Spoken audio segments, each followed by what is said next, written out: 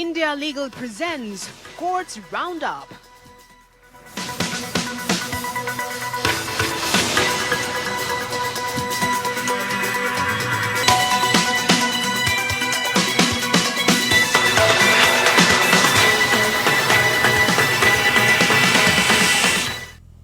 नमस्कार, आप देख रहे हैं हमारी खास पेशकश कोर्ट्स राउंडअप। मैं हूं आपके साथ रेशु त्यागी। इस बुलेटिन में अगले आधे घंटे हम आपको कोर्ट से जुड़ी तमाम छोटी बड़ी खबरों से रूबरू करवाएंगे। कोर्ट की कार्यवाही और सुप्रीम कोर्ट से लेकर हाई कोर्ट और लोअर कोर्ट्स तक के फैसलों को आपके सामने रखेंगे। लेकिन आगे बढ़ने से पहले एक नजर डाल लेते हैं हेडलाइंस पर। अडानी हिंडनबर्ग मामले में सुप्रीम कोर्ट ने जांच कमेटी के सदस्यों पर आरोपों पर जताई आपत्ति। बहस के बाद फैसला रखा सुरक्षित।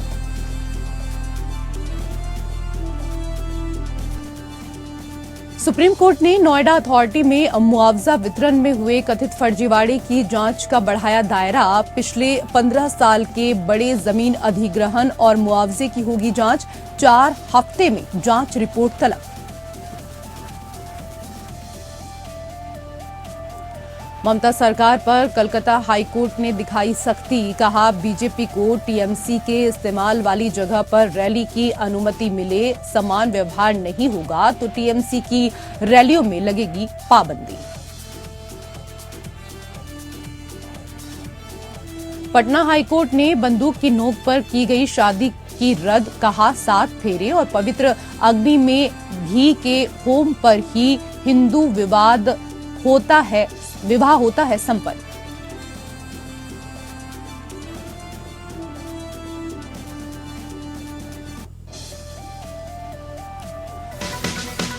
India Legal presents Courts Roundup.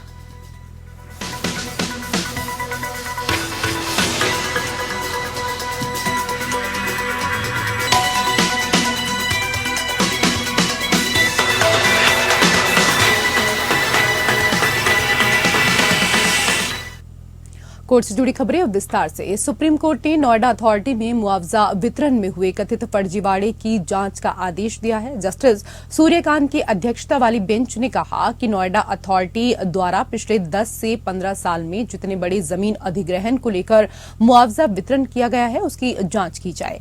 Court ने 4 हफ्ते में जांच रिपोर्ट दायर करने को कहा है। इस मामले पर अगली सुनवाई 17 जनवरी को होगी।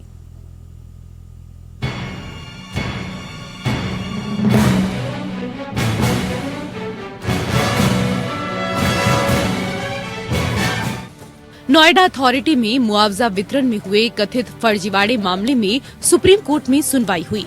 जस्टिस सूर्यकांत की अध्यक्षता वाली बेंच ने यूपी सरकार द्वारा बनाई गई कमेटी की रिपोर्ट से असंतुष्टि जाहिर करते हुए यूपी सरकार को उनके द्वारा बनाई गई कमेटी से मुआवजा वितरण में हुए कथित फर्जीवाड़े की गंभीरता से जांच करने के लिए कहा। साथ ही कोर्ट ने कमेटी की जांच का दायरा बढ़ाते हुए पिछले 10 से 15 साल में जितने बड़े जमीन अधिग्रहण नोएडा अथॉरिटी द्वारा किए गए और उनका मुआवजा वितरण किया गया उसकी जांच की जाए। इसके अलावा कोर्ट ने कहा कि कमेटी को अगर मुआवजा वितरण में कुछ गलत हुआ है या नोएडा अथॉरिटी द्वारा की गई विभागीय जांच में कोई अधिकारी प्रथम दृष्टया शामिल पाया जाता है तो उसकी भी रिपोर्ट दाखिल की जाए। कोर्ट ने कमेटी को 4 हफ्ते में अपनी जांच पूरी कर रिपोर्ट दाखिल करने का आखिरी मौका दिया। कोर्ट इस मामले पर अगले साल 17 जनवरी को सुनवाई करेगा।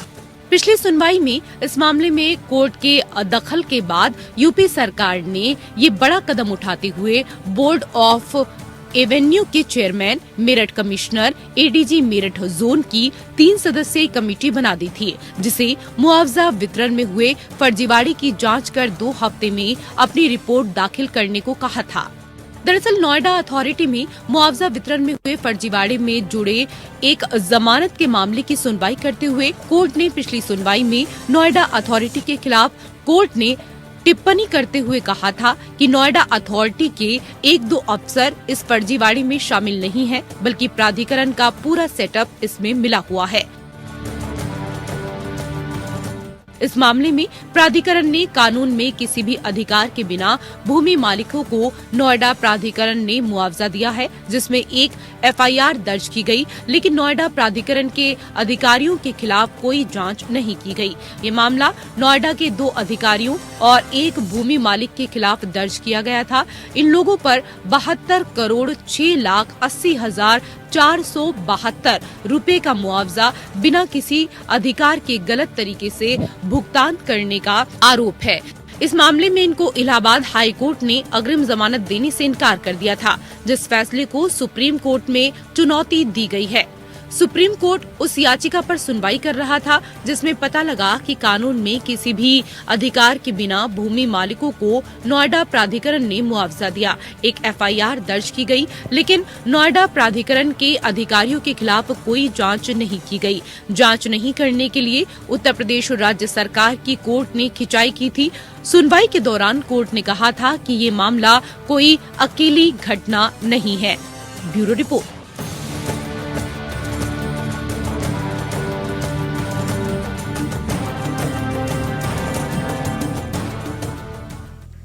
और उधर मनी लॉन्ड्रिंग मामले में दिल्ली सरकार के पूर्व मंत्री सत्येंद्र जैन को राहत देते हुए सुप्रीम कोर्ट ने उनकी अंतरिम जमानत 4 दिसंबर तक बढ़ा दी है। सुप्रीम कोर्ट में जस्टिस बेला त्रिवेदी की अध्यक्षता वाली पीठ को सत्येंद्र जैन की रेगुलर जमानत पर सुनवाई करनी थी, लेकिन पीठ में शामिल जस्टिस एएस बोपन्ना सुनवाई के लिए उपलब्ध नहीं थे।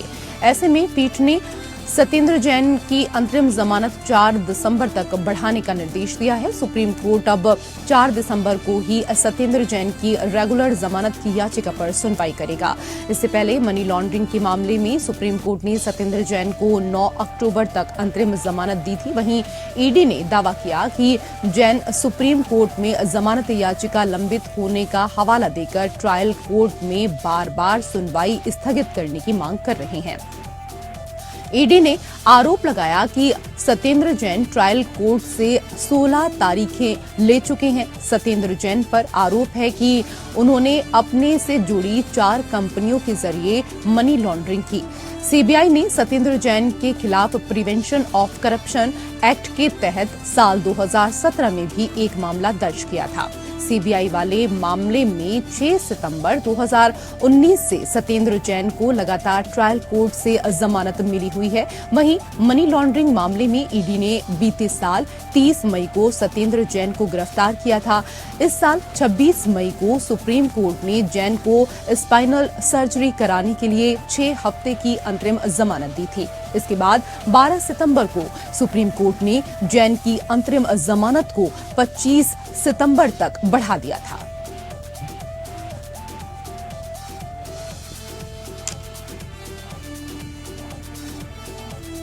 तो सत्येंद्र जैन को सुप्रीम कोर्ट से फिलहाल राहत नहीं मिली है। सुप्रीम कोर्ट ने बढ़ाई अंतरिम जमानत।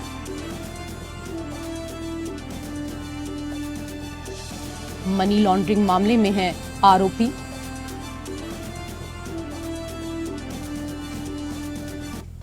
तो सुप्रीम कोर्ट में जस्टिस बेला त्रिवेदी की अध्यक्षता वाली पीठ को सत्येंद्र जैन की रेगुलर जमानत पर सुनवाई करनी थी, लेकिन पीठ में शामिल जस्टिस एएस बोपन्ना सुनवाई के लिए उपलब्ध नहीं थे।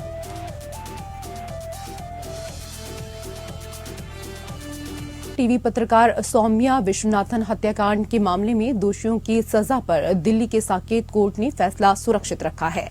साकेत कोर्ट कल दोषियों की सजा पर शनिवार को 2:30 बजे फैसला सुनाएगा। इस मामले में दिल्ली कानूनी सेवा प्राधिकरण या डीएलएसए और जेल अथॉरिटी ने अपनी रिपोर्ट साकेत कोर्ट में जमा कर दी।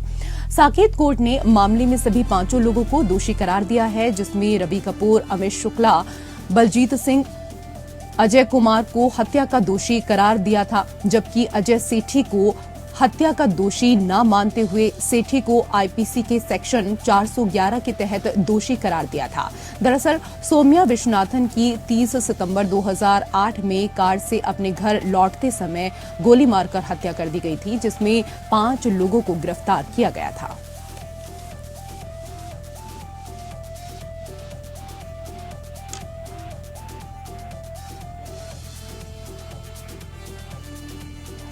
तो अदालत ने सजा पर फैसला सुरक्षित रखा है। आपको बता दें कि टीवी पत्रकार सौम्या विश्वनाथन हत्याकांड के मामले में दोषियों की सजा पर दिल्ली के साकेत कोर्ट ने फैसला सुरक्षित रखा है। साकेत कोर्ट कल दोषियों की सजा पर 2:30 बजे फैसला सुनाएगा। इस मामले में दिल्ली कानूनी सेवा प्राधिकरण और जेल अथॉरिटी ने अपनी रिपोर्ट साकेत कोर्ट में जमा कर दी है। साकेत कोर्ट ने मामले में सभी 5 लोगों को दोषी करार दिया है।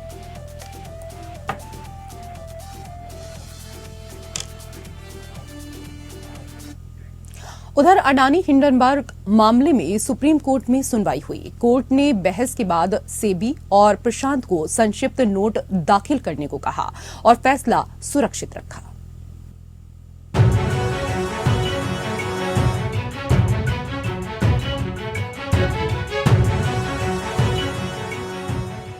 अडानी हिंडनबर्ग मामले में सुप्रीम कोर्ट में सुनवाई हुई। सीजेआई की बेंच में सेबी की ओर से सॉलिसिटर जनरल तुषार मेहता ने कहा कि अब वो जांच के लिए समय बढ़ाने की मांग नहीं करेंगे। 25 अगस्त की स्टेटस रिपोर्ट को मेहता ने कोर्ट में पेश किया। मेहता ने कहा कि 24 में से 22 मामलों की जांच पूरी हो चुकी है। 2 मामलों को छोड़कर सभी मामलों में जांच पूरी हो चुकी है। अब निर्णय लेना है, हालांकि कुछ जानकारियां आनी बाकी हैं। सीजेआई ने मेहता से पूछा, निवेशकों को जो नुकसान हुआ है वैसे मामले को लेकर क्या कर रही है और निवेशकों के हित की रक्षा करने के लिए सेबी क्या कर रही है। मेहता ने कोर्ट को बताया कि अगर कोई शॉर्ट सेलिंग हुई है तो नियम के मुताबिक कार्रवाई होगी। सीजेआई ने कहा कि निवेशकों के हित की रक्षा सुनिश्चित की जाए, साथ ही शॉर्ट सेलिंग के मुद्दे को भी ध्यान में रखा जाए। मेहता ने भी इन मुद्दों पर ध्यान रखने का आश्वासन देते हुए कहा कि हमारा इन मुद्दों के ऊपर पूरा ध्यान है। इसके अलावा उन्होंने कोर्ट को बताया कि रेगुलेटरी फ्रेमवर्क पर एक्सपर्ट कमेटी के जो सुझाव थे उसको भी ध्यान में रखकर काम कर रहे हैं। मेहता ने कहा कि कमेटी के सुझाव के तहत अगर कोई बदलाव की जरूरत होगी तो मैं उसके लिए तैयार हूँ। हालांकि अभी नहीं लगता कि बदलाव की जरूरत है। रेगुलेशन में बदलाव करना केंद्र के अधिकार क्षेत्र में है। सीजेआई ने मेहता से पूछा कि सेबी ने मार्केट की जांच को लेकर अभी तक क्या कदम उठाए हैं। मेहता ने आगे कहा कि अनामिका जायसवाल द्वारा एक अर्जी दाखिल की गई, उस पर हम 2 वजह से जवाब नहीं देना चाहते। पहला, एक लोकल एनजीओ की रिपोर्ट दी है। दूसरा, हमने जब उनसे रिपोर्ट मांगी कि इन जानकारियों के बारे में बताइए तो उन्होंने कहा कि उसका जवाब दिया कि हम नहीं दे सकते। वहीं एक अवमानना की याचिका विशाल तिवारी की ओर से दाखिल की गई है, जिस पर हमने अपनी रिपोर्ट दाखिल कर दी है। सीजेआई ने पूछा कि 2014 में मुख्य लाभार्थी कौन था और इसको लेकर सेबी के पास क्या कुछ जानकारी है। कोर्ट ने प्रशांत भूषण को हिंडनबर्ग की रिपोर्ट की जानकारी कोर्ट में साझा करने से रोकते हुए कहा, उस रिपोर्ट की सत्यता के बारे में कोई प्रमाण नहीं है, इसलिए उस रिपोर्ट को कोर्ट के समक्ष पढ़ने का कोई मतलब नहीं है। हमने सेबी को इसकी जांच सौंपी है। सीजेआई ने प्रशांत भूषण को चेतावनी देते हुए कहा कि आपको किसी पर आरोप लगाने से पहले सावधान रहना चाहिए। डीआरआई को लेकर आपका आरोप ओवर इवैल्यूएशन का है, आप रिपोर्ट पर बात कीजिए। डीआरआई ने 2017 में जांच पूरी कर ली थी, उसमें कुछ नहीं मिला। मेहता ने कहा, अगर कमेटी के सदस्य पर सवाल उठने लगेंगे तो फिर कोई कमेटी का सदस्य नहीं बनेगा। सीजेआई ने कहा कि ये कमेटी सुप्रीम कोर्ट ने बनाई थी। वकील प्रशांत भूषण, सोमशेखर सुंदरेशन जो कमेटी के सदस्य हैं, वो सेबी के कई कमेटी में रह चुकी हैं। वहीं मेहता ने कोर्ट से कहा कि कमेटी के सदस्य पर प्रशांत भूषण को इस तरह का आरोप लगाने से रोका जाए। कोर्ट ने प्रशांत भूषण को कहा कि इस तरह से तो कोई भी कमेटी का सदस्य कोई नहीं बनेगा। आप देखिए कि केवल एक बार 2006 में वो अडानी के लिए पेश हुए थे। आप 2023 में हितों के टकराव की बात कर रहे हैं। ऐसे में तो कोई वकील हाईकोर्ट का जज नहीं बन पाएगा। मेहता ने कहा कि भूषण जिस रिपोर्ट का जिक्र कर रहे हैं वो इनके ही एनजीओ से लिया गया है। एक तरफ तो वो पीआईएल दाखिल कर बहस कर रहे हैं, दूसरी तरफ चाहते हैं कि कोर्ट इनकी एनजीओ की रिपोर्ट पर भरोसा करे। मेहता ने कहा कि मैं भूषण को ये कहकर शर्मिंदा नहीं करना चाहता। उन्होंने कहा कि प्रशांत भूषण ने अपनी अर्जी में कमेटी के दूसरे सदस्यों पर भी आरोप लगाए हैं। सीजीआई ने प्रशांत भूषण से पूछा कि इसके लिए आपके पास क्या सबूत हैं? प्रशांत भूषण ने कहा कि हिंडनबर्ग की रिपोर्ट। सीजीआई ने प्रशांत भूषण को कहा कि आपने नियम को चुनौती दी नहीं है और आप हमसे चाहते हैं कि हम उसे रद्द कर दें। सुप्रीम कोर्ट ने अपना फैसला सुरक्षित रखते हुए कहा कि सोमवार तक सेबी और प्रशांत को संक्षिप्त नोट दाखिल करने को कहा। Bureau report.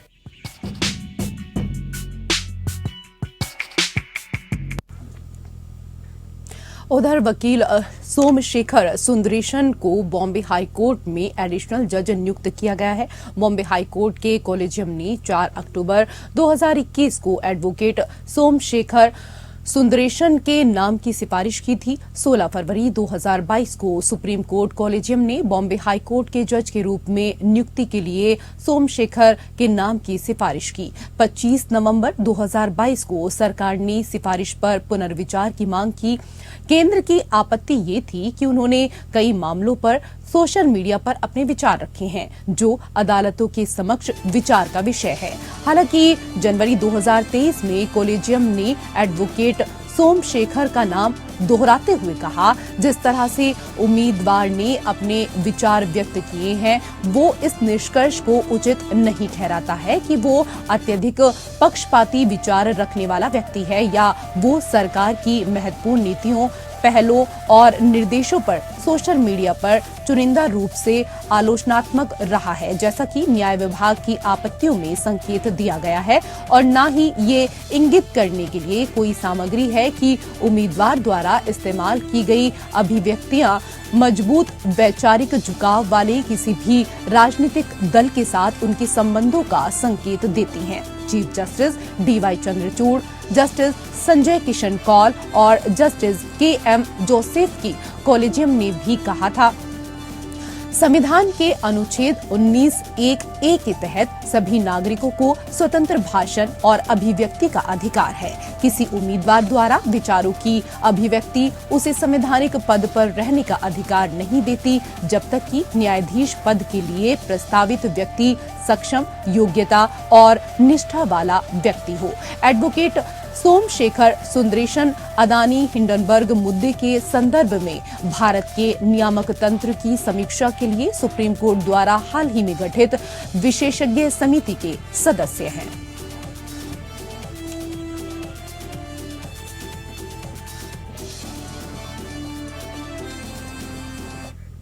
उधर कलकत्ता उच्च न्यायालय ने मामले में तृणमूल कांग्रेस के नेतृत्व वाली राज्य सरकार की आपत्तियों को खारिज करते हुए बीजेपी को 29 नवंबर को कोलकाता के विक्टोरिया हाउस के पास एक राजनीतिक रैली आयोजित करने की अनुमति दे दी।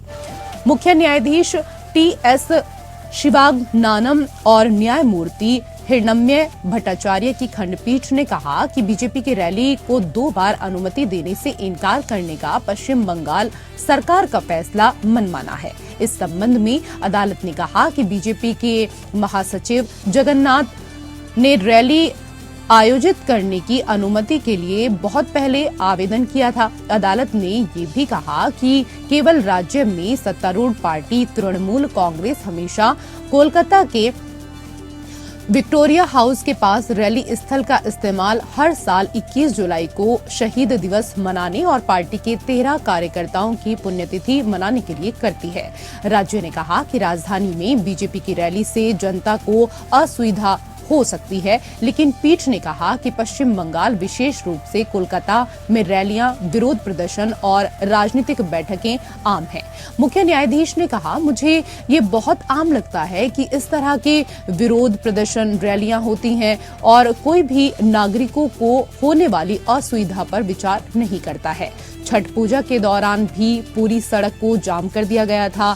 कल तक ढोल बजाने के कारण अवरोध आदि होते थे। यह पश्चिम बंगाल में एक सामान्य घटना है।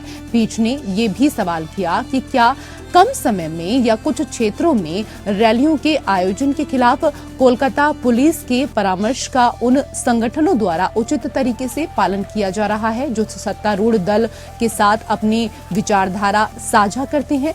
पीठ पश्चिम बंगाल सरकार की उस अपील पर सुनवाई कर रही थी जिसमें न्यायमूर्ति राजशेखर मंथा के आदेश को चुनौती दी गई थी, जिन्होंने बीजेपी को 29 नवंबर को अपनी रैली आयोजित करने की अनुमति दी थी। इस साल अगस्त में उच्च न्यायालय ने कहा था कि राज्य में सभी राजनीतिक विचारधाराओं के लिए समान अवसर होने चाहिए।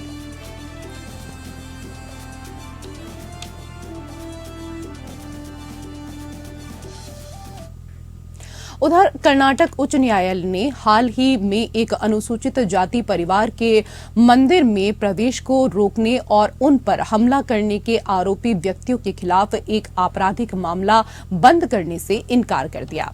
न्यायमूर्ति एम नागप्रसन्ना ने रेखांकित किया कि मंदिर में एक देवता कुछ चुनिंदा लोगों के नहीं होते हैं और किसी भी तरह की अस्पृश्यता, कट्टरता या भेदभाव अस्वीकार्य है। उन्होंने कहा, मंदिर में मौजूद देवता के कुछ लोगों से संबंधित होने की कल्पना भी नहीं की जा सकती। मंदिर में प्रवेश करके देवता की पूजा सभी को दी जानी है। किसी भी तरह की कट्टरता या भेदभाव अस्वीकार्य है। ऐसे मामले में मुकदमे को दोषी नहीं ठहराया जा सकता है। इसीलिए अदालत ने परिवार को गादी मंदिर में प्रवेश करने से रोकने के आरोपी 8 व्यक्तियों के खिलाफ आपराधिक कार्यवाही को इस आधार पर रोकने से इनकार कर दिया कि उनके प्रवेश से मंदिर अपवित्र हो जाएगा। आरोपियों पर यह भी आरोप लगाया गया था कि उन्होंने परिवार के साथ गाली गलौज की और हमला किया, जिसमें एक महिला, उसका पति और उनका बच्चा शामिल था। अदालत ने कहा कि आरोपियों का रवैया गलत है क्योंकि उन्होंने कथित तौर पर एक मंदिर में प्रवेश से केवल इसलिए इनकार कर दिया था क्योंकि परिवार अनुसूचित जाति का था। अदालत ने कहा, यह भेदभाव बंद होना चाहिए और तुरंत बंद होना चाहिए। तथ्य ये है कि ये अभी भी प्रचलित है। अदालत की अंतरात्मा को झकझोर देता है। मनुष्यों के साथ मनुष्यों की तरह व्यवहार किया जाना चाहिए। अदालत ने कहा कि मंदिर के पास अनुसूचित जाति के व्यक्ति के साथ दुर्व्यवहार SC/ST अधिनियम की धारा 3 के तहत आता है। अदालत एक मामले की सुनवाई कर रही थी जहां शिकायतकर्ता ने आरोप लगाया था कि 2016 में उस पर और उसके परिवार पर हमला किया गया था और उनकी जाति के अपमानजनक संदर्भों के माध्यम से मौखिक दुर्व्यवहार किया गया था जब वो मंदिर जाने की मांग कर रहे थे।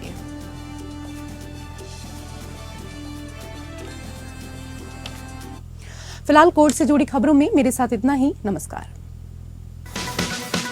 India Legal presents Courts Roundup.